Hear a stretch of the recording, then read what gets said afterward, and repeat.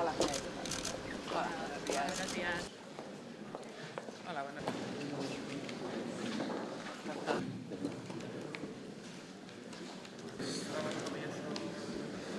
Esta sesión académica dedicada a Miguel Servet.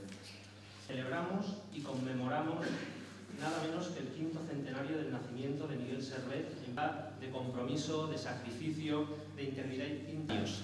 Yo diría que imprescindibles.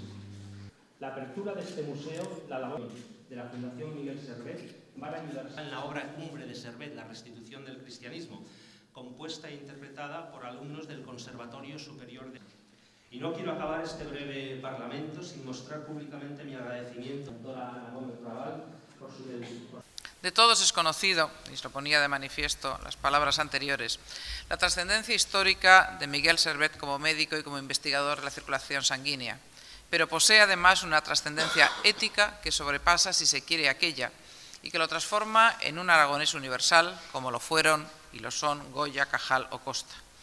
Hombres que, para no dejar de ser aragoneses, decidieron hacerse del mundo entero, constituyendo un claro ejemplo de valores universales reconocidos.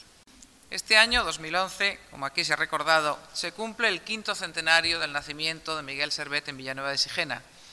Y es preciso hacer referencia aquí al Instituto de Estudios Sigenenses, que durante sus ya 35 años de existencia se ha dedicado con paciencia y pasión, con entrega y entusiasmo, al estudio y difusión de la figura, de la obra y del mensaje servetiano.